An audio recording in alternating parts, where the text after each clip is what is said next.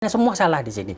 PJ Gubernur salah, ketua tapa apa namanya itu Sekda salah, Bapeda salah, semua salah. DPR lebih-lebih lagi.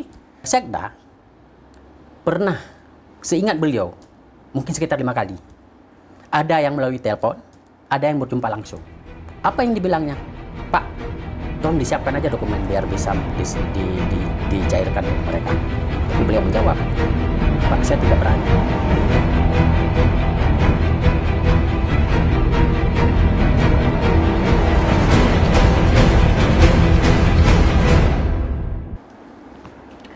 Assalamualaikum warahmatullahi wabarakatuh. Kembali lagi dengan saya Siti Aminah di channel PSTM, tepatnya di episode ke-76 tahun keempat edisi Kamis 9 Mei 2024. Bagi rekan yang belum subscribe, silahkan subscribe dan kita masih menunggu komentar yang positif dan membangun pastinya. Baik rekan PSTM, kita akan membahas isu yang masih hangat atau viral di tengah masyarakat kita yang diperbincangkan oleh beragam aktivis maupun masyarakat di Provinsi Aceh. Ini kita akan membahas tentang proyek pengadaan bibit kakap dan pakan runcah untuk kombatan dan korban konflik senilai 15 miliar pada 2023 oleh Badan Reintegrasi Aceh di Aceh Timur diduga fiktif atau tak berjejak. Kita akan angkat tema tentang bantuan bibit ikan 15 miliar diduga fiktif. Benarkah Kepala Sekretariat dan Ketua BRA bermain? Bersama narasumber kita Syahril Ramadan, beliau adalah Ketua Umum Himpala atau Himpunan Pembudidaya Ikan Laut Aceh. Assalamualaikum Bang Syahril. Waalaikumsalam warahmatullahi wabarakatuh. Apa kabarnya nih Bang? Alhamdulillah baik. Terima kasih Bang sudah hadir hari ini ke PSTEM ya untuk menjawab beragam ya persoalan tentang Aceh ini, tapi tema kita spesifik bantuan bibit ikan 15 miliar diduga fiktif. Benarkah Kepala Sekretariat dan Ketua BRA bermain? Sebenarnya proses yang Abang ketahui sebenarnya masalah ini apa nih Bang? Ya kalau secara umum kita mengetahuinya ya ini kan lembaga pemerintah yang pada dasarnya dibentuk untuk menyampaikan atau memberikan hak-hak dari korban konflik, mantan kombatan dan juga tapol-napol kan. Dari sisi ini sebenarnya kalau kami, karena saya bukan sebagai pengamat politik, kami cenderungnya lebih melihat kepada komoditi yang dijadikan sebagai barang yang diserahkan kepada penerima manfaatnya. Nah dari sini kami melihat cukup banyak memang sebenarnya kejanggalan-kejanggalan. Yang pertama, BRA itu bukan leading sektor perikanan, sehingga kita mengetahui bahwa di situ tidak ada sama sekali itu yang mempunyai kompetensi untuk menjaga kualitasnya, melakukan mekanisme-mekanisme tentang pengadaan barang dan jasa yang baik, yang mengacu kepada aturan-aturan mainnya kan. Selanjutnya mereka juga bisa dipastikan penerima manfaatnya itu mungkin tidak bisa diverifikasi secara valid apakah betul pembudidaya mempunyai skill, mempunyai lahan, ataukah hanya memang nama-nama kelompok ini memang masuk pada saat mungkin di saat ada peluang. Kalau bahasa kerennya sekarang kan dalam istilah bancakan anggaran itu kan penumpang gelap di saat pembahasan-pembahasan. Makanya kami termasuk saya itu sama kawan saya, ada satu dosen di Unsia itu menganggap ini sebuah sebuah desain mengambil komoditi perikanan itu agar mudah untuk diciptakan kegiatan fiktif. Nah, kegiatan fiktif yang bagaimana? Yang pertama, kegiatan fiktif yang pertama kalau dari komoditinya, karena itu bukan berbentuk fisik, berbentuk bangunan, karena barang itu akan ditebar ke dalam air, yang suatu saat mereka bisa hanya menciptakan dokumentasi seperti ya BAST mungkin nanti kan dalam bentuk administrasi, ada surat berita acara serah terima barang, foto dokumentasi telah melepas atau telah menyerahkan. Namun setelah itu apakah di saat ada audit, ada pemeriksaan, bisakah mereka dengan tegas diminta pertanggungjawabannya? Apakah masih sama seperti waktu diserahkan dengan di saat dilakukan audit? Kan itu tidak bisa dilakukan karena di dalam air. Jadi bisa saja alasannya force majeure, contohnya seperti kan itu benda hidup, bisa saja nanti sampai ke air nanti mati, atau sampai ke air nanti ada apa namanya kejadian-kejadian yang di luar dari dugaan. Oke. Fiktif di sini Bang Syahril, apakah memang tidak berjejak, ada barangnya, nilai uangnya ada, diserahkan atau tidak seperti itu? Nah, fiktif di sini kalau menurut saya telah menjadi rahasia umum di BRA itu, bukan BRA ya, saya nggak mau menjustifikasi bahwa BRA hanya BRA. Kan beliau yang penyerahannya Iya. lewat BRA. Iya, enggak, maksudnya begini. Saya mau mengatakan bahwa bancakan anggaran ini ada di setiap dinas. Tetapi hari ini yang sedang kita diskusikan, sedang kita bahas, ya di BRA. Jadi di BRA itu setahu saya, bahkan saya jujur di 2022 itu pernah terlibat tidak di dalam pengadaannya, tetapi saya sebagai salah satu supplier waktu itu.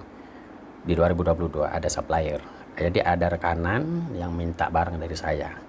Nah, dari situ saya bisa melihat bagaimana fenomena yang terjadi di situ.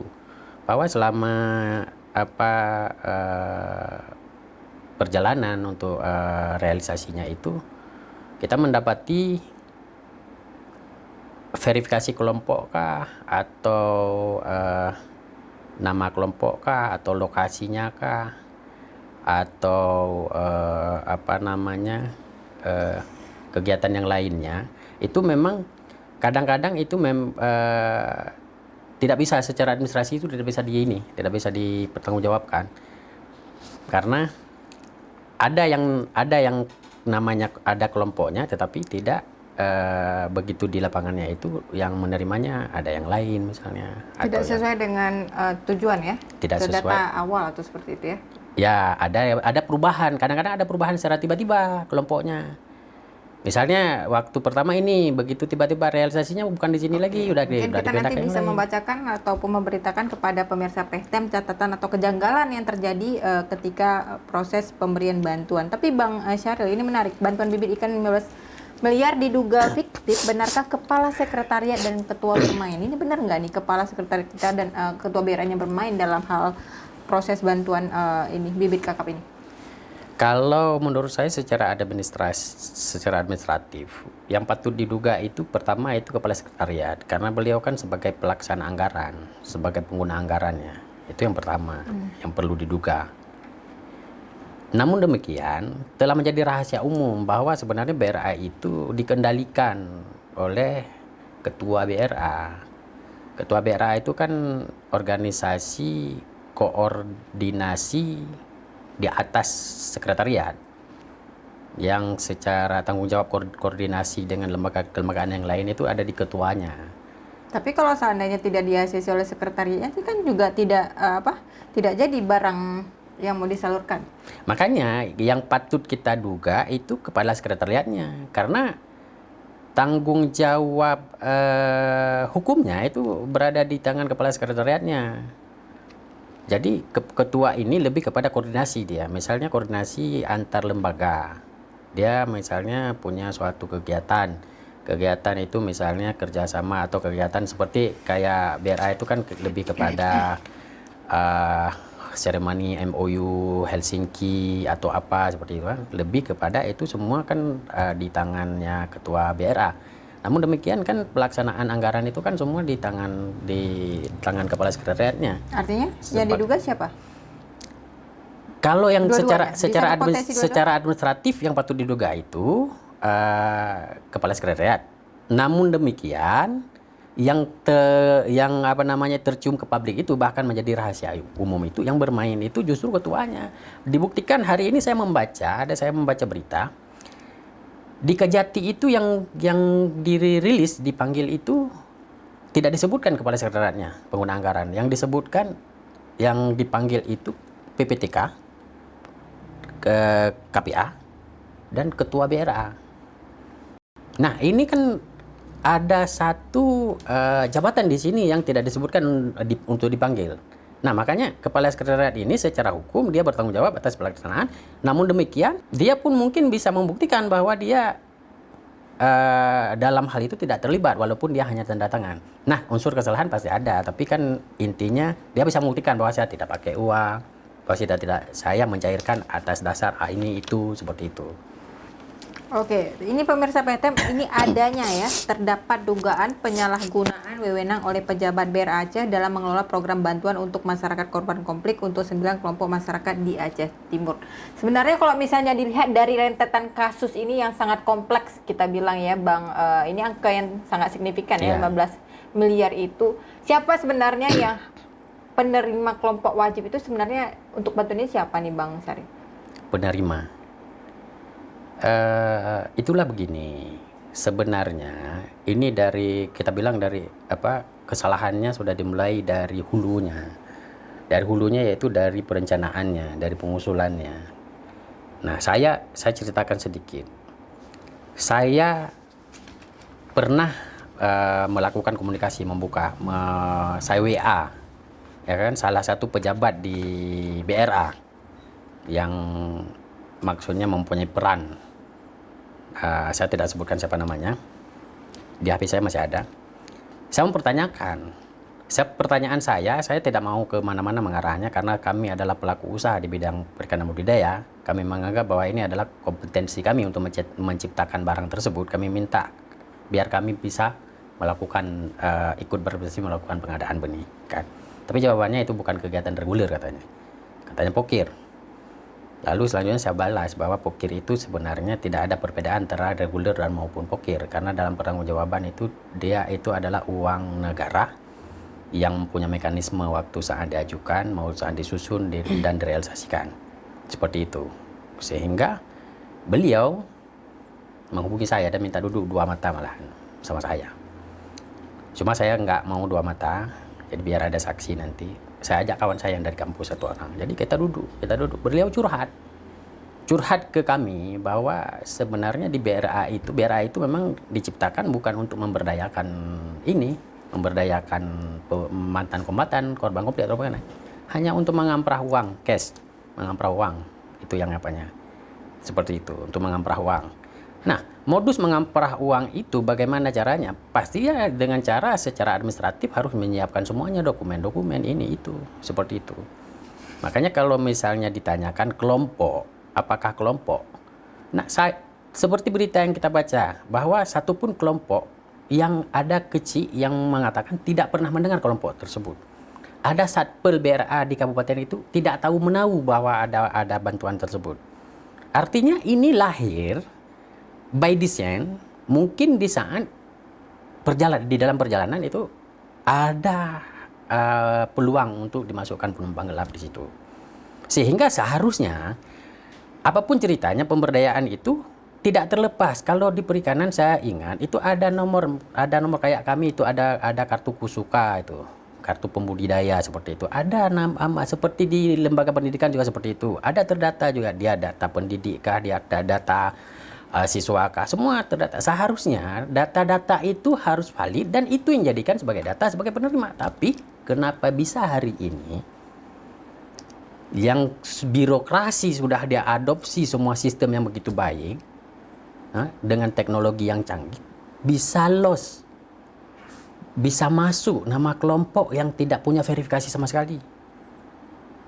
Ini yang makanya kalau saya menyebutkannya semua salah di sini. PJ Gubernur salah, ketua TAPA Sekda salah, Bapeda salah, semua salah. DPR lebih-lebih lagi. Mereka mengkapling anggaran, tetapi mereka tidak punya program yang betul-betul menjadi solusi untuk masyarakat. Artinya semua bermain? Siapa? Tadi Anda sebutkan misalnya PJ-nya, kemudian DPRA-nya, tapanya dan sebagainya. Artinya semua bermain dalam hal 15 miliar Mereka ini? tidak bermain. PJ Gubernur, saya tuduh beliau itu melakukan pembiaran. Mereka tahu.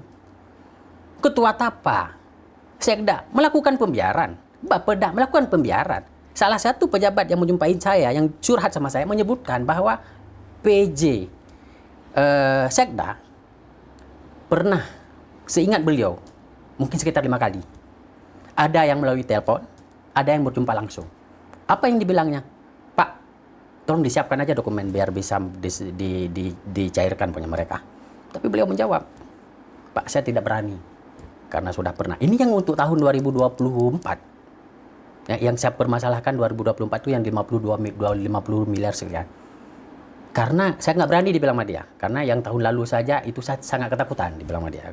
Ini yang tahun lalu itulah yang 15 miliar itu. Ya kan? Sehingga kalau memang Bapak menyuruh saya sebagai atasan, Bapak buat surat tertulis kepada saya. Makanya kata beliau sampai hari ini belum ada surat itu, makanya belum bisa dieksekusi. Tidak berani apa? Karena ada ancaman ini Bang Syahril? Ada potensi seperti itu? Siapa yang tidak berani? Misalnya tidak berani menyiapkan itu? iya. Bukan. Beliau sebagai kepala sekretariat, sebagai pengguna anggaran, beliau saya yakin menjadi pejabat di Aceh ini, apalagi di BRA itu, beliau mengetahui resiko, ancaman, resiko diintimidasi, diprovokasi itu beliau tahu. Tapi beliau masih takut kepada hukum.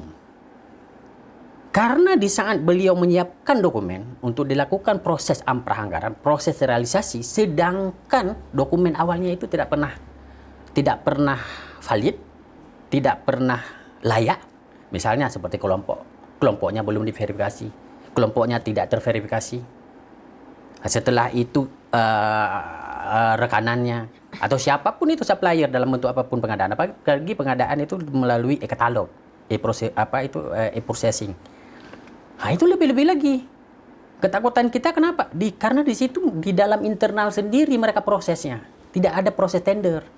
Kalau proses tender orang bisa melihat, bisa mengikuti, bisa mengawasi, tapi tidak bisa dengan processing itu tidak ada pihak lain yang bisa melihat ke situ. Hanya bermain diri sendiri. Siapa yang tidak takut? Uang puluhan miliar. Oke, jadi di situ letak pembiarannya. Bukan. Kalau ini yang pejabat tadi, pejabat yang saya bilang pejabat yang di situ. Pejabat yang situ yang bertanggung jawab maksudnya. Kalau yang pembiaran itu di PJ Gubernur. Pembiaran misalnya dalam hal apa? Apakah misalnya PJ sudah mengetahui tapi tidak direspon atau seperti apa? Pertama, kita harus melihat bahwa di sini selalu terjadi tolak tarik kepentingan politik. Makanya selalu kita itu seperti kemarin. Kan kita ketahui seperti kemarin. Ketua DPRA nggak mau tanda tangani. Apa kemarin? Nggak mau tanda tangani? LPJ? Bukan LPJ. Tentang apa itu revisi. Oh, revisi. Revisi UU, dari ya? revisi dari kanun. Revisi kalau nggak salah saya seperti itulah revisi tentang penyesuaian anggaran. Artinya di sini nggak mau tanda tangan ini, begitu tiba-tiba berganti ke PJ-nya menjadi PJ Bustami, langsung sampai hari ini tidak ada alasan apa-apa. Kalau dulu alasannya masih ada, kami menentangnya tidak mau tanda tangan ini karena penggunaan uang untuk PON, penggunaan APBA untuk PON. Hari ini siapa yang masih berkuar-kuar untuk PON dari DPRA? Nggak ada satupun. Nggak ada satupun. Artinya ini kan makanya saya pernah di status Facebook saya sampaikan bahwa hari ini dibilang PJ itu adalah pemersatu. Ya, bersatu untuk satu kepentingan. Kepentingan apa? Kalau memang kepentingannya jahat, ya berarti untuk kejahatan. Kalau kepentingannya baik, ya berarti untuk kebaikan. Tapi kita lihat sekarang, case demi case yang terjadi. Artinya, apakah itu sebuah kebaikan? Itu aja kita mau lihat. Nah, kenapa saya bilang pembiaran? Karena sebenarnya dinamika ini, fenomena ini semua diketahui. Setiap tahun selalu ada laporan kepada PJ Gubernur ataupun Sekda bahwa ada temuan di sana sini ada temuan. Seharusnya itu dijadikan bahan evaluasi. Begitu juga nanti di Bapeda. Rekomendasi seharusnya. Ini yang jadi aneh ini saya sampaikan, jadi aneh bisa dikonfirmasi ke DKP, ke Dinas Kelautan Perikanan. 3 tahun mereka telah memoratorium, tidak mengusulkan, tidak membuka nomenklatur pengadaan benih ikan. Alasannya karena apa? Karena 2019, 2020, 2021 itu menjadi temuan BPKP. Sehingga BPKP merekomendasikan untuk di moratorium, untuk dihentikan sementara pengadaan benih ikan. Kenapa BRA ini berani membuat kegiatan yang sudah dilarang, yang sudah dijadikan sebagai warning oleh BPKP? Pengadaan benihnya. Dan mereka bukan leading sektor yang mempunyai kompeten. Tidak ada ahli perikanan di BRA itu. Kenapa mereka berani? Nah, setelah itu kita mengacu lagi kepada... Mungkin titip ke Dinas Perikanan, titip menitip. Siapa yang titip? BRA. Bisa jadi. Enggak, kalau menitip seharusnya proyeknya di Dinas Perikanan. Ya kan, ini proyeknya di BRA. Perikanan menitip ke BRA, nggak mungkin. Yang seharusnya itu pekerjaan mereka. Hanya dia aneh. Benar juga. Bingung ya, pemirsa PHTM, memang masyarakat sering dikelabui dengan hal-hal seperti ini Bang Syahril ya. Tapi inilah masyarakat seperti misalnya Bang Syahril harus mengawal nih bagaimana anggaran ini terus terkuak kepada masyarakat, benar nggak tepat sasaran atau memang diduga fiktif. Tapi masalah anggaran nih Bang Syahril, itu kan dokumen pelaksanaan anggaran ini yang 15 miliar itu tahun yang lalu ya Pak? Sepengetahuan saya itu 15 miliar itu tahun lalu itu pada posisi APBA perubahan. Bukan reguler. Dan yang aneh lagi, ini betul-betul siluman, betul-betul misteri. Di sirup itu tidak muncul. Sistem informasi rencana umum pengadaan itu tidak muncul. Padahal semua kegiatan pengadaan di pemerintah itu wajib sebenarnya ditayang di sirup. Karena itu sistem informasi. Yang namanya informasi kan keterbukaan itu, terbuka. Tapi nggak ada. Makanya saya melewati bahwa 2023 memang nggak ada pengadaan. Tiba-tiba saya dapatin dari kawan, ada pengadaan benih tapi fiktif. Fiktif, ya baru-baru ini. Berarti benihnya memang nggak ada ya Bang Syahril? Jadi begini, saya tidak bisa mengatakan benihnya nggak ada, tapi saya berani mengatakan kegiatan itu fiktif. Kenapa fiktif? Manipulasi saja. Iya, kenapa fiktif? Yang harus Ibu tahu, lalu lintas benih itu melalui jalur kami. Nggak ada pengadaan, nggak ada produksi benih di Aceh ini. Yang ada produksi benih itu di Bali sama di Surabaya. Mereka kalau mau kirim masuk ke Medan, di Medan itu jalur kami. Mau kami tracking ke Medan setiap saat. Bahkan ada kadang-kadang barang yang masuk nggak kami ketahui, ada yang nanya nanti, Ril, ini punya kamu ya? Ril, ini punya kamu ya? Jadi seperti itu. Makanya kalau misalnya proyek 15 miliar, 20 miliar, 1 miliar saja, 500 juta saja pengadaan masuk benih dari sana kami tahu. Jadi Anda sama sekali tidak tahu soal benih ini masuk atau tidaknya. Berarti ini diberangnya dari mana nih jalurnya? Apakah langsung ke misalnya tadi ke Medan atau kemana? Kalaupun langsung ke sana, kami tracking karena sumber benih di sana semua ada jaringan kami tracking. Kami tak akan tahu. Oh, Anda sudah men-tracking bahwa di sana juga tidak ada? Tidak ada. Dan jika kita jika kita ini kan ke cerita-cerita ataupun yang sudah terbongkar sekarang bahwa justru di lapangannya penerimanya tidak tahu. Iya, ya kan? Kecinya juga Kecinya tidak tahu. ya nggak tahu. Tapi nama-nama penerimanya ada nih Bang Syahril ya. Saya akan bacakan pemirsa PHTM ya, daftar 9 kelompok penerima bantuan bibit kakap dan papan runcah itu senilai 15 miliar. Ini ada Sobat Nelayan Gampung Senebu, Baruh, Kecamatan Darul Aman, itu 1,750 miliar, 1,7 ya. Kemudian Makmur Besare, ini rata-rata 1,7 semua nih ya. Bintang Timur ada Gampung Matang Selema, ada Jasa Rakan Mandum, Doa Ibu Gampung Tepin, ada Kumaksu Gampung Pelawi Kecamatan Nursalam, Gudah Gampung Medeng. Ini semua Aceh Timur nih Bang Syahril. Raja Mejelang Gampung Baruh Bungeng Kecamatan Nursalam. Tapi ini totalnya 15 miliar. Tapi ini Ketua BRA menyatakan bahwa seluruh bantuan itu telah diserahkan kepada penerima manfaat pada 2023. Dia memastikan itu jalurnya prosesnya tepat ini Bang. Tidak ada istilahnya dugaan-dugaan yang mencurigakan. Begini. Klaim itu siapa saja bisa klaim. Kalau belum diuji di pengadilan. Klaim bisa saja, semua saja saya klaim. Sekarang saya mau sampaikan begini. Anomali yang terjadi itu apa? Tahun 2022 kami itu varian itu jenisnya. ada benih ikan kerapu, ada benih ikan kakap. Yang waktu itu saya termasuk salah satu jadi supplier, bukan rekanan ya, supplier, saya menyuplai juga. Ada lele, ada beberapa jenis lah. Begitu 2023, ya kan? 2023 itu kenapa semua satu jenis jadi kakap? Itu jadi keanehan. 2024 50 miliar lebih juga kakap.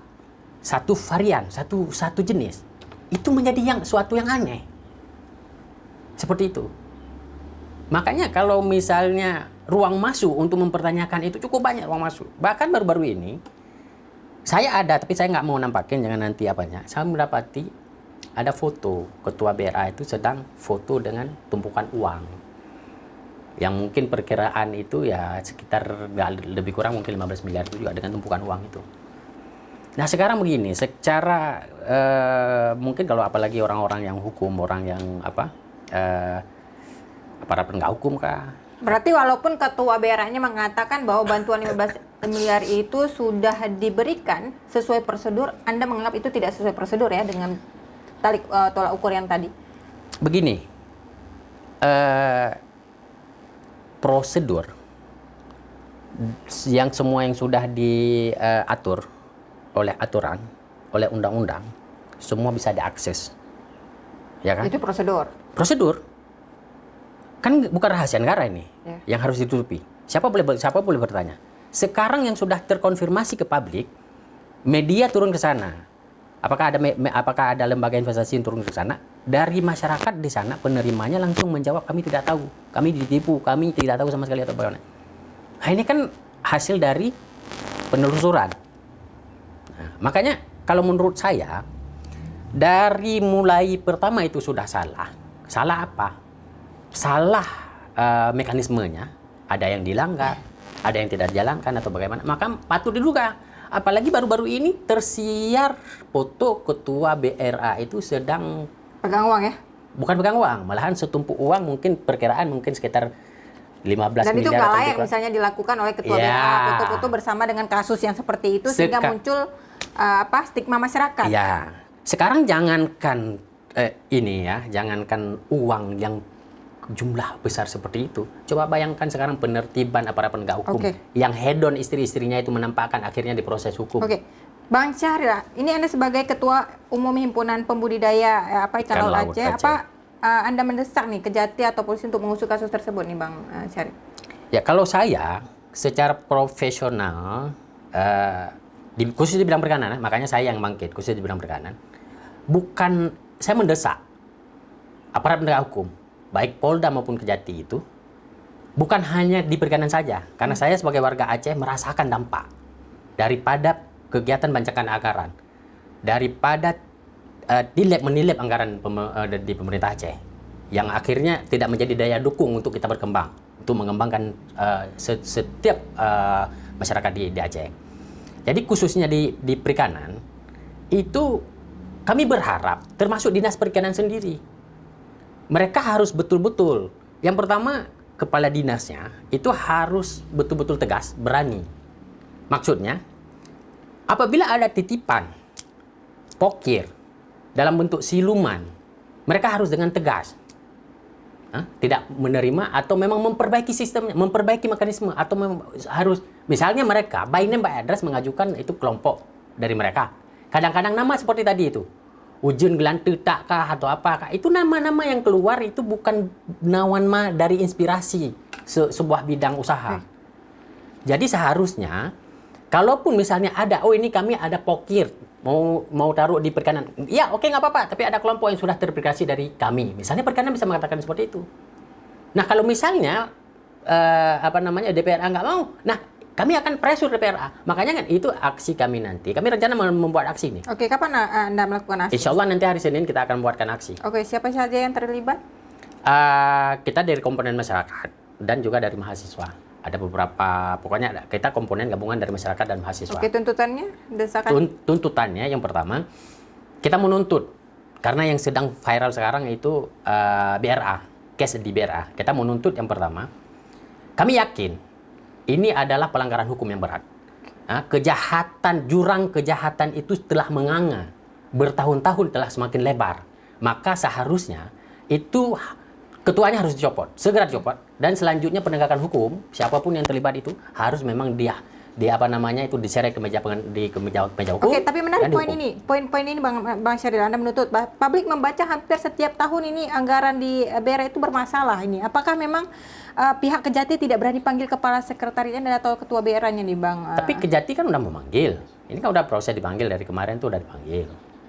Berarti adanya ya, maksudnya dari dibandingkan sebelumnya kan ini Jadi baru begini, dipanggil. saya nggak mau mengatakan nggak berani dipanggil dan nggak dipanggil, tapi secara umumnya kita sekarang melihat penegakan hukum kita sekarang lebih kepada di mana sempat viral Di situ baru yang membuat nama baik institusi itu rusak, di situ atensinya ada.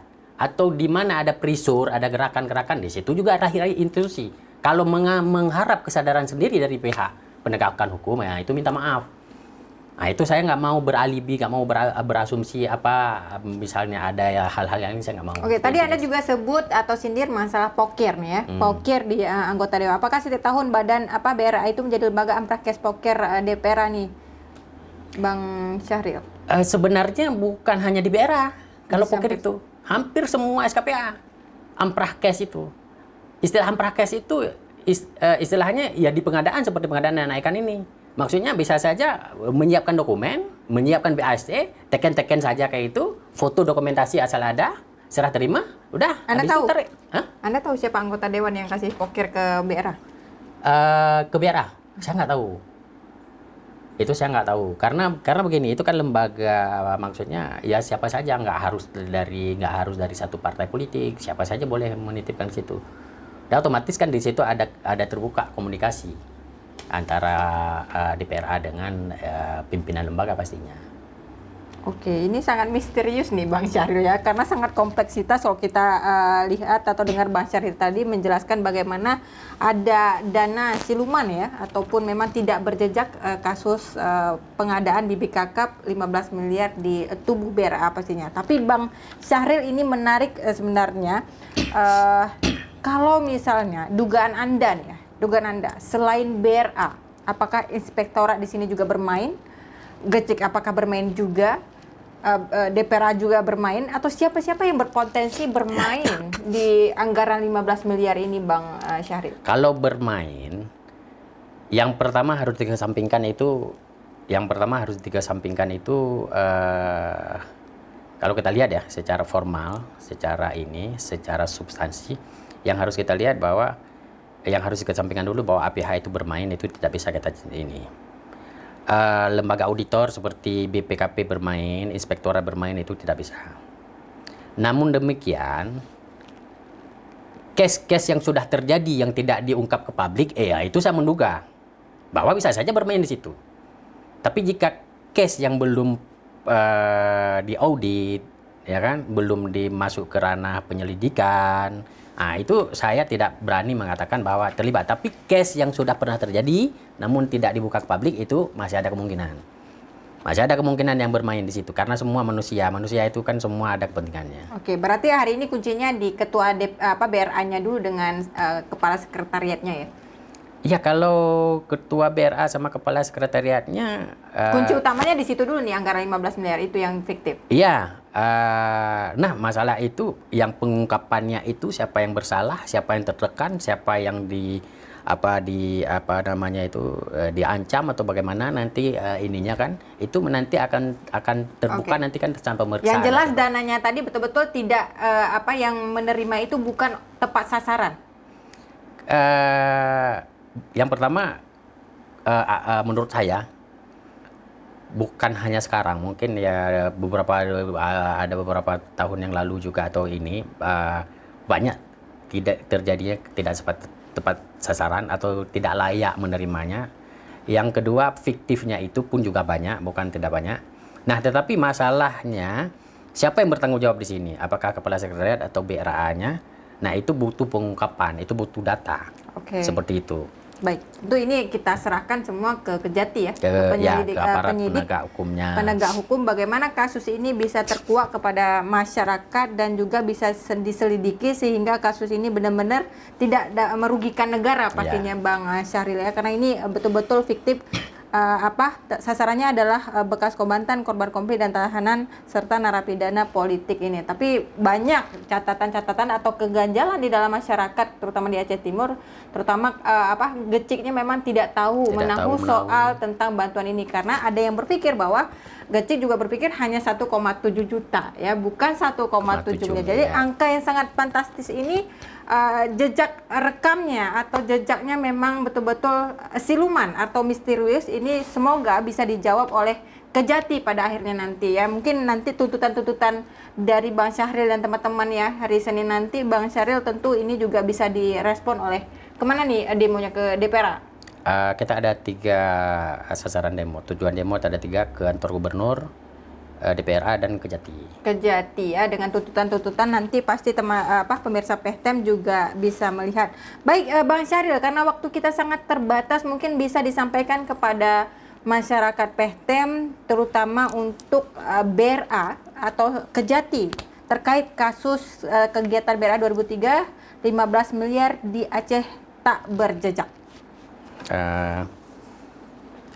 Kalau dari saya berharap yang pertama BRA itu sebenarnya dibentuk sebuah lembaga yang sangat yang sangat menjadi harapan kita masyarakat Aceh, karena lembaga itu khusus untuk merecovery, memberikan hak-hak korban konflik, mantan kombatan dan napol kan, yang seharusnya kalau bisa itu jangan 1.000 pun itu ditilap, jangan 1.000 pun itu diambil. Karena kenapa? Itu hak dari korban, bahasanya aja korban, ya kan. Kalau bisa jangan manipulasi di situ, jangan itu yang karena pertama. Korbannya pun nggak mendapatkan sebenarnya yang korban sebenarnya kan Pak? Iya, itu pun makanya kita bilang kalau bisa kenapa nggak berpikir jernih hati, itu lembaga amal kita lah. BRA itu lembaga amal kita untuk menyampaikan hak-hak mereka yang sudah merasakan bagaimana didera konflik dulu tidak bebas, merasakan ini kan. Yang kedua, kita berharap termasuk ini kan BRA ini dibentuk dengan kanun Aceh. Saya nggak tahu nomor berapa kanun Aceh yang memberikan